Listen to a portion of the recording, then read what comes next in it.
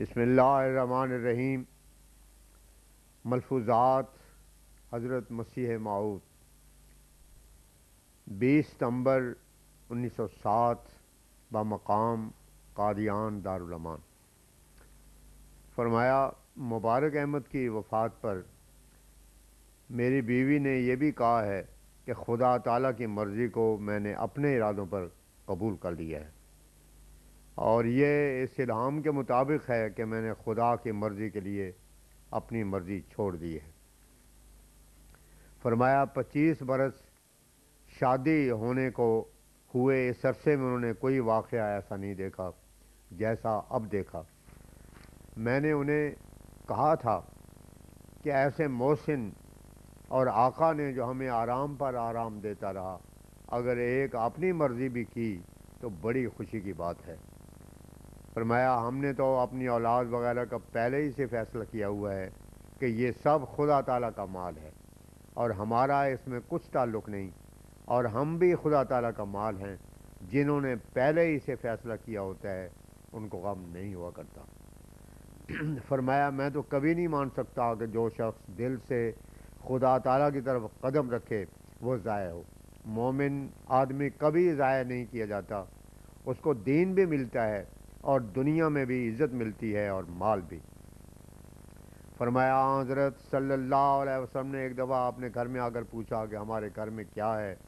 عائشہ نے 2 اشرفیاں نکال کر دیں اور کہا کہ یہی ہے۔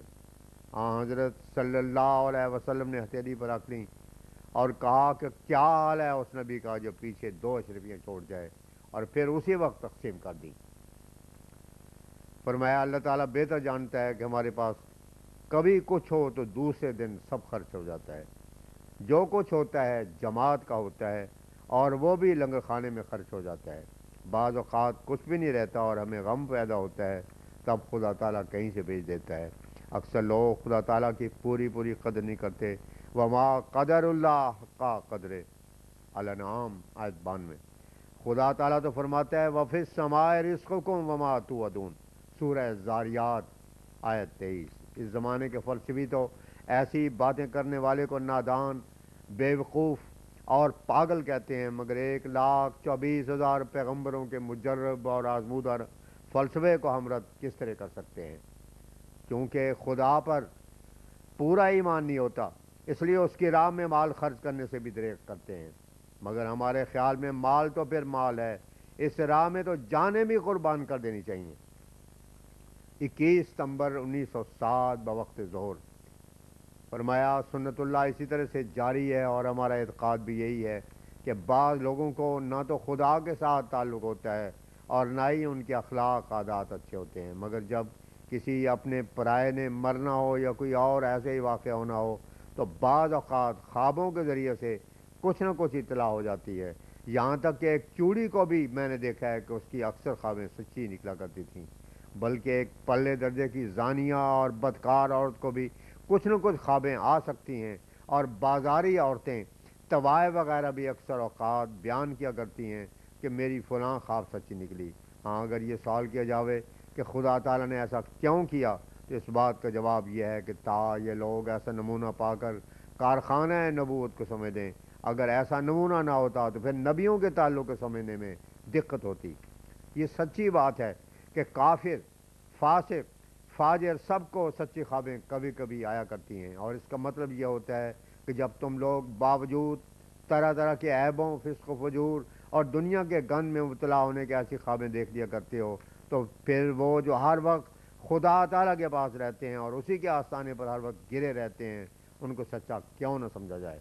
ایک دفعہ چند آریہ ہندو ہمارے پاس آئے تھے اور کہنے لگے کہ ہمیں بھی سچی خوابیں آتی ہیں۔ میں نے ان کو یہی کہا تھا کہ ہم تو مانتے ہیں کہ چوڑوں اور چماروں کو بھی سچی خوابیں آ جاتی ہیں، اس سے یہ تو ثابت نہیں ہوتا کہ جس کو سچی خواب آوے اس کی عملی حالت بھی بڑی اعلیٰ ہے اور اس کا دل بڑا پاک ہے، بلکہ یہ تو کارخانہ نبوت کو سمجھنے کے لیے آ رہے کہ فطرت میں اللہ تعالیٰ نے ایک مادہ رکھا ہے۔ فرمایا مبارک احمد کی نسبت جو کچھ قبل از وقت لکھا گیا تھا اور پھر اس کی والدہ کی نسبت خاص طور پہ الہام ہوا، خاص طور پہ الہام ہونا کہ ہے تو بھاری مگر خدائی امتحان کو قبول کر، اور پھر 4 دفعہ انما یرید اللہ لیذھب عنکم الرجس اہل البیت ویطہرکم تطہیرا۔ اور پھر لائف آف پین یعنی تلخ زندگی اگر یکجائی طور پر ایک دشمن بھی دیکھے تو بجوز اس کے کچھ بھی نہیں جواب دے سکے گا کہ خدا تعالیٰ کے ایک نشان ظہور میں آیا ہے۔ ہاں اگر بے حیائی اور شرارت سے کام لی تو اور بات ہے، چاہیے کہ منہاج نبوت سے پرکھا جاوے، یہ کم از کم عقل کے روح سے ہی صحیح کہ اتنے بچے تھے اور صرف مبارک کی نسبت ایسا لکھا گیا۔ کوئی انسان عقل سے ایسا کر سکتا ہے؟ موت فوت کی خبر دینا یہ خدا تعالیٰ کے سوا کسی اور کا کام نہیں۔ خدا تعالیٰ کا فضل ہے جو سب کچھ پہلے ہی ظاہر کر دیا گیا تھا، اب اگر کہتے تو کون مانتا۔ سوچنا چاہیے کہ آیا جو کچھ وفات سے پہلے ظاہر کیا گیا ہے وہ وفات بتلا رہا ہے یہ زندگی۔ ان یسقط من اللہ واصیبہ، تو مبارک کی ولادت سے بھی پہلے کہا گیا تھا۔ خدا تعالیٰ تو صاف فرماتا ہے فلا یظہر علی غیبہ احدا الا من ارتضی من رسول، سورہ جن آیت 27 و 28۔ فرمایا کل ذرا سی غنودگی ہوئی تو الہام ہو، جس کا اتنا حصہ یاد رہا کہ انی مبارکن، اس کے معنی بہت ہیں، جیسے انا شانیہ کا اول ابتر ہے ویسے ہی یہ ہے۔ 25 ستمبر 1907 بوقت ظہر حضرت اقدس نے فرمایا ایک تجویز کی تھی، اگر راست آ جاوے تو بڑی مراد ہے، یوں ہی عمر گزرتی جاتی ہے۔ حضرت صلی اللہ علیہ وسلم کے صحابہ میں ایک کا بھی نام نہیں لے سکتے جس نے اپنے لیے کچھ حصہ دین کا اور کچھ دنیا کا رکھا ہو، اور ایک صحابی بھی ایسا نہیں تھا جس نے کچھ دین کی تصدیق کر لی ہو اور کچھ دنیا کی، بلکہ وہ سب کے سب منقطعین تھے اور سب کے سب اللہ کے راہ میں جان دینے کو تیار تھے۔ اگر چند آدمی ہماری جماعت میں سے بھی تیار ہوں جو مسائل سے واقف ہوں اور ان کے اخلاق اچھے ہوں اور وہ قانے بھی ہوں تو ان کو باہر تبلیغ کریے بھیجا جاوے۔ بہت علم کی حاجت نہیں، حضرت صلی اللہ علیہ وسلم کے صحابہ سب امی تھے، حضرت عیسیٰ کے حواری بھی امی تھے۔ تقوی اور طہارت چاہیے۔ سچائی کی راہ ایک ایسی راہ ہے جو اللہ تعالیٰ خود ہی عجیب باتیں سجا دیتا ہے۔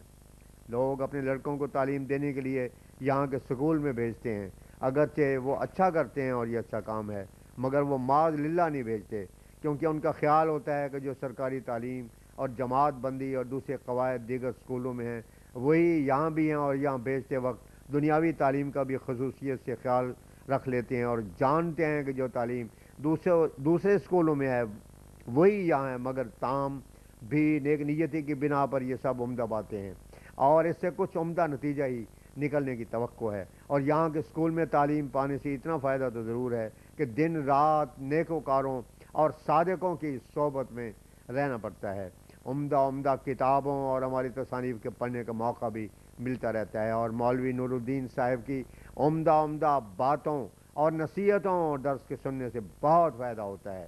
اور جب بچپن سے ہی ان طالب علموں کے کانوں میں صالح اور رازباز استادوں کی آواز پڑتی ہے تو اس سے وہ متاثر ہوتے ہیں اور آہستہ دینداری کی طرف ترقی کرتے رہتے ہیں۔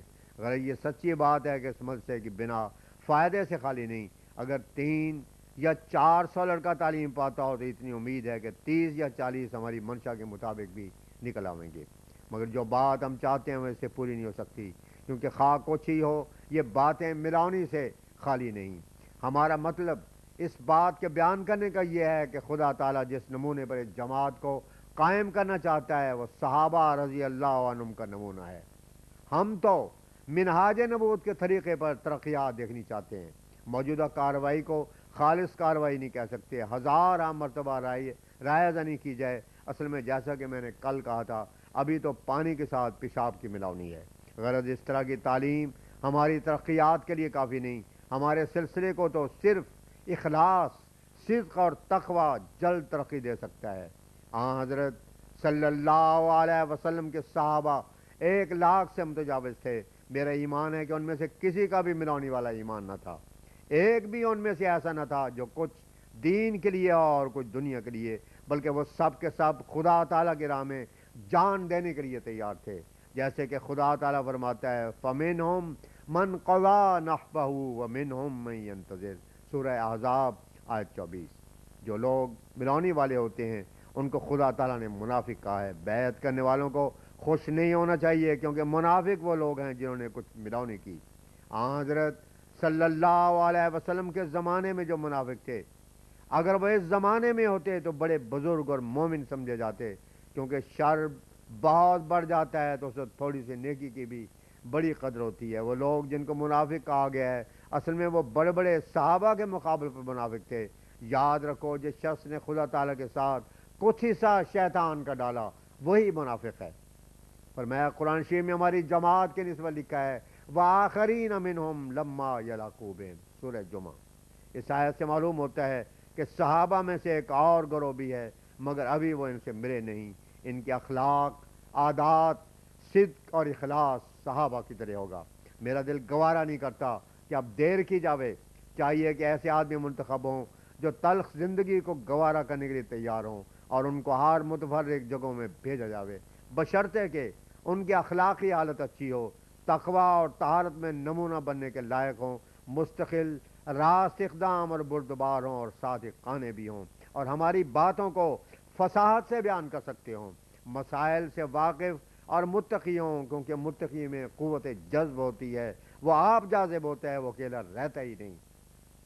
جس نے سلسلے کو قائم کیا ہے اس نے پہلے ازل سے ہی ایسے آدمی رکھے ہیں جو بکلی صحابہ کے رنگ میں رنگین اور انہی کے نمونے پر چلنے والے ہوں گے، اور خدا تعالیٰ کی راہ میں ہر طرح کے مصائب کو برداشت کرنے والے ہوں گے، اور جو اس راہ میں مر جائیں گے وہ شہادت کا درجہ پائیں گے۔